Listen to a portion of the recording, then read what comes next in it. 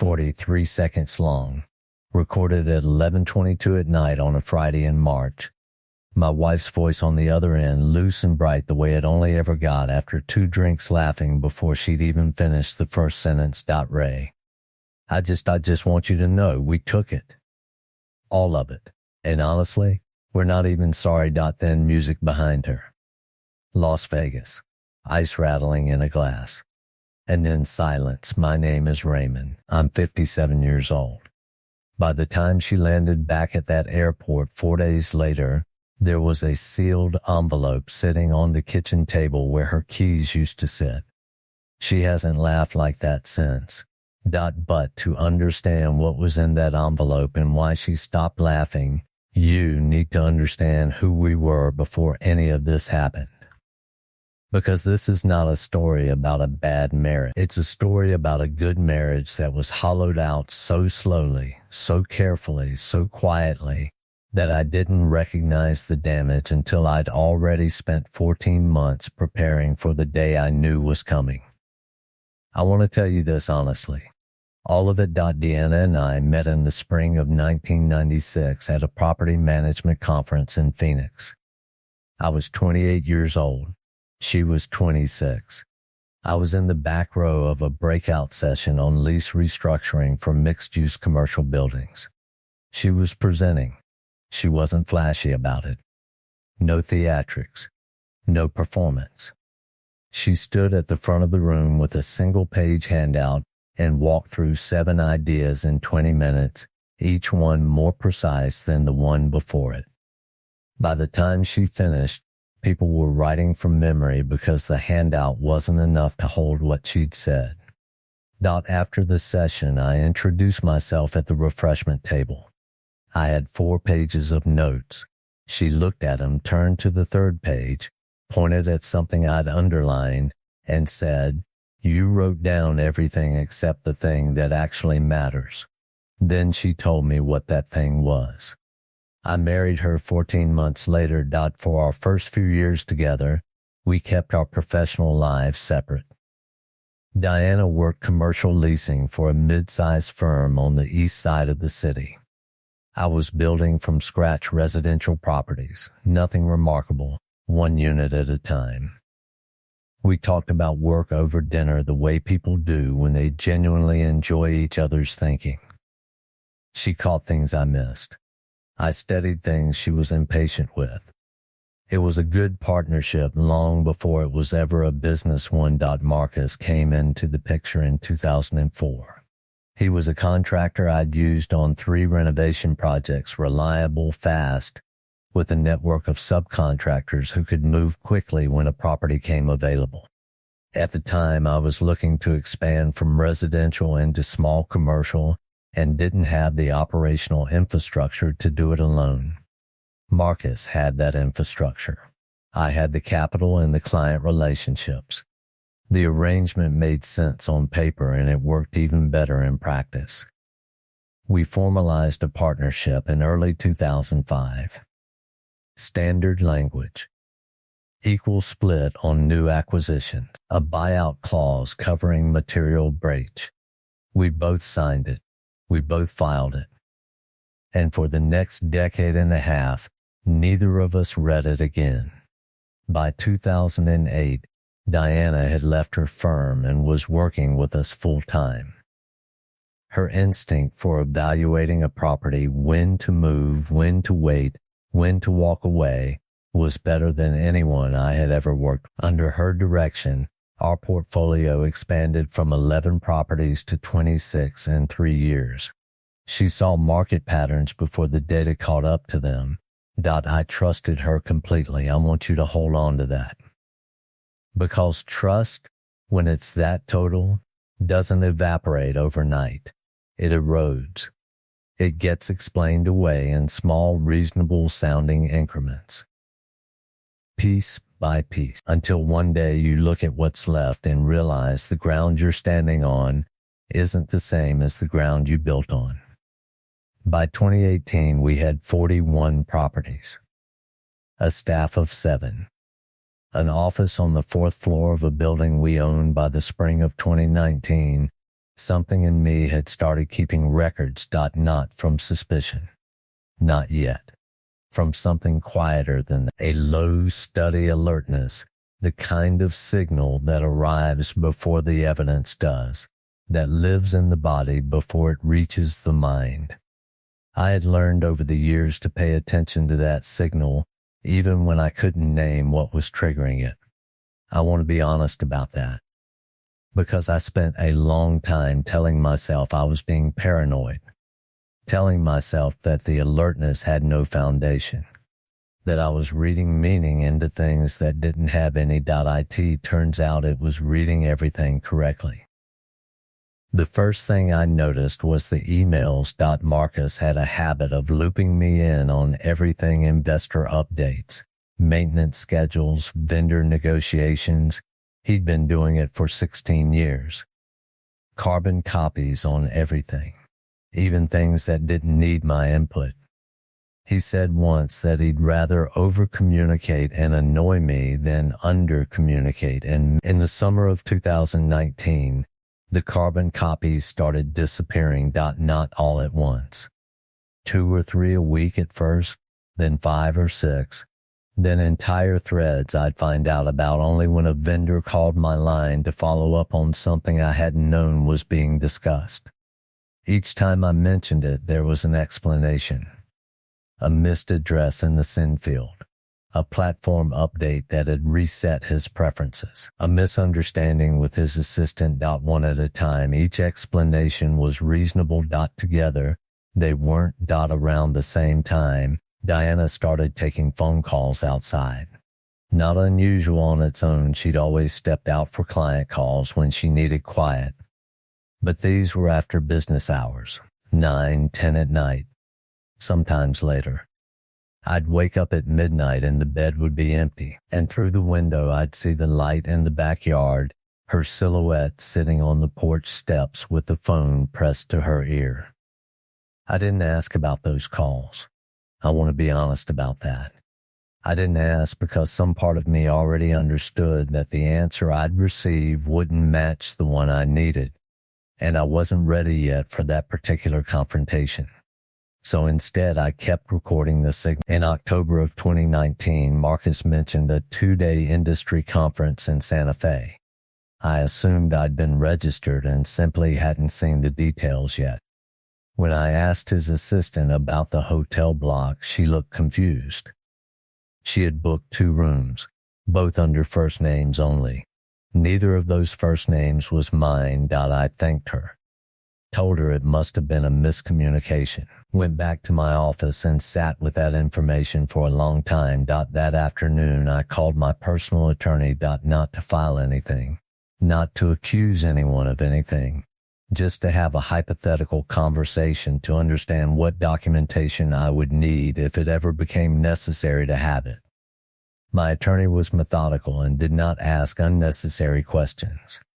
She told me what to preserve, how to preserve it, in what format it would need to be presented to be useful later.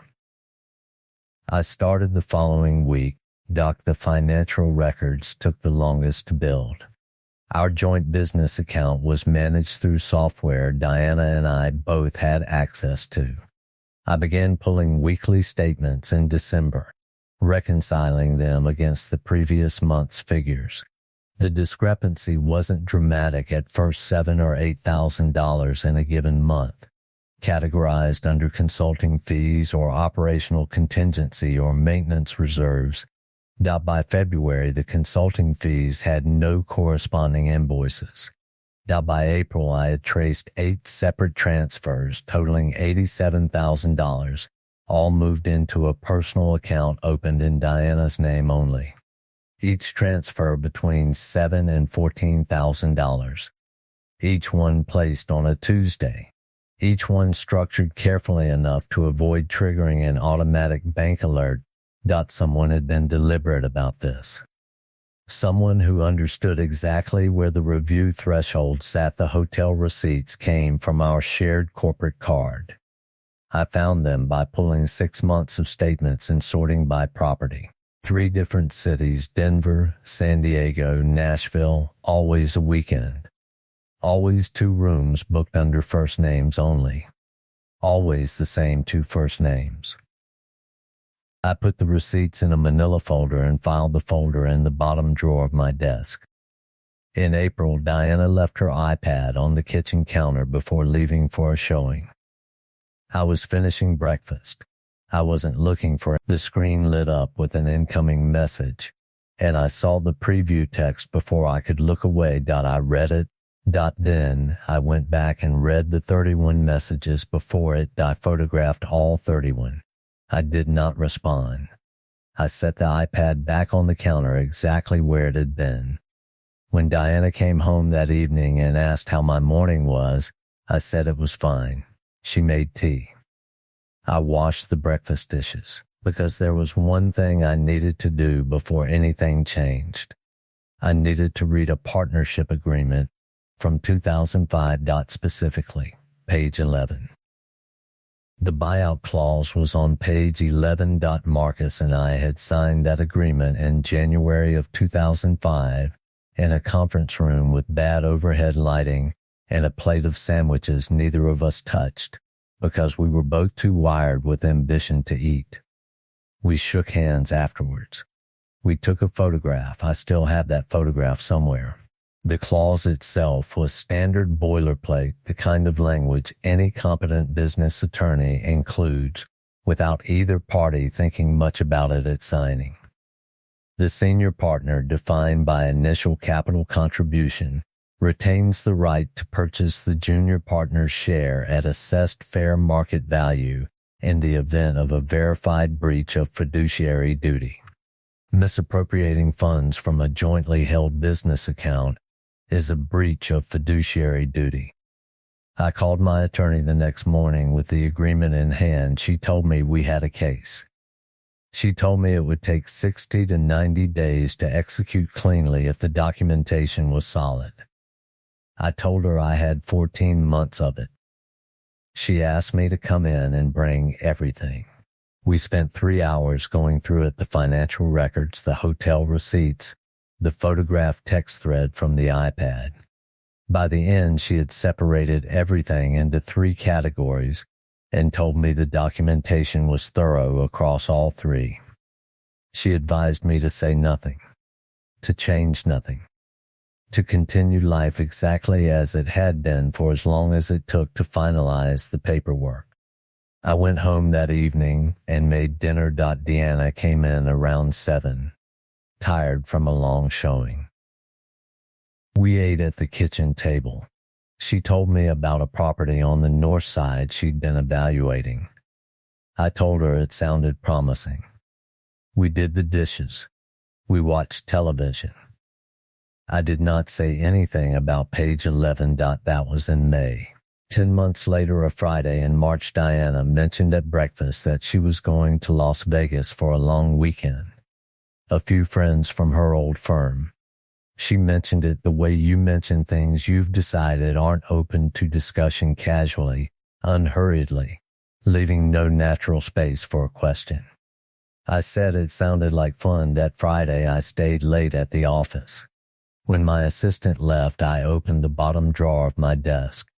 The manila envelope had been sitting there for 3 weeks. 14 months of documentation organized into 3 categories, exactly as my attorney had specified. I looked at it for a while. Then I went home. At 11:22 that night, my phone rang. I watched it ring from across the room. I watched the voicemail notification appear. Then I pressed play. 43 seconds. Ray. I just want you to know we took it. All of it. And honestly, we're not even sorry. Music behind her. Ice in a glass. Then nothing. I want to tell you honestly what I felt in that moment. Because it wasn't what most people expect. I wasn't angry. I was quiet. The deep, settled kind of quiet that arrives after something you've been waiting for finally happens. The way a fever breaks and the body just goes still. There was grief in it, real grief. The kind I won't pretend wasn't there. 29 years. A woman I had built everything alongside. a person I had admired genuinely and specifically for longer than I'd known almost anyone else alive, that grief was real. But beneath it was something else. Something that had been waiting since January of 2019 to know it was time. I got up at 5 the next morning. I packed one bag clothes for a week, my laptop, my father's watch. I left before 7. I didn't look back at the house. On the kitchen table, where her keys usually sat, I left the envelope. It was sealed. Her name on the front in my handwriting. Inside was one page. 4 paragraphs. The first told her I knew about the transfers, all $87,000, that I had spoken with our accountant and my attorney 6 weeks prior, and that full documentation had been in their possession since. The second told her I knew about the hotel receipts, Denver, San Diego, Nashville, the dates, the room names, that copies of the text thread from the kitchen iPad were preserved and admissible. The third told her about the clause on page 11. The fourth paragraph was one sentence. I want you to know I am not angry. That difference matters. What I am is finished. You will hear from my attorney on Thursday. I hope you spend the money well. I signed it Raymond. Not Ray. She came home on a Tuesday. I wasn't there when she arrived. I was at my sister's place in Flagstaff, a small house with a front porch and a view of the mountains that I've always found easier to think in front of than almost anywhere else I know. I had been there since Saturday morning, and I did not check my phone until Tuesday evening. When I did, I had 41 missed calls. The voicemail trail started with Diana at her most controlled. The voice I recognized from board meetings and difficult client negotiations, measured, professional, designed to project calm even when the room wasn't. Raymond, we should discuss this. Please call me back. By the 4th message, the control had begun to fray. By the 7th, she had moved past professional and into something that sounded like genuine confusion, the unguarded kind that surfaces when a situation doesn't match any version of events someone had prepared for. She kept using the word this, as in I need to talk about this, as if naming the specific thing was still too difficult to do directly. By the 14th message, she was talking about the 29 years. By the 22nd, she asked if I still loved her. I listened to all 41 messages in order. I did not respond to a single one. Not because I hated her. I want to be precise about that.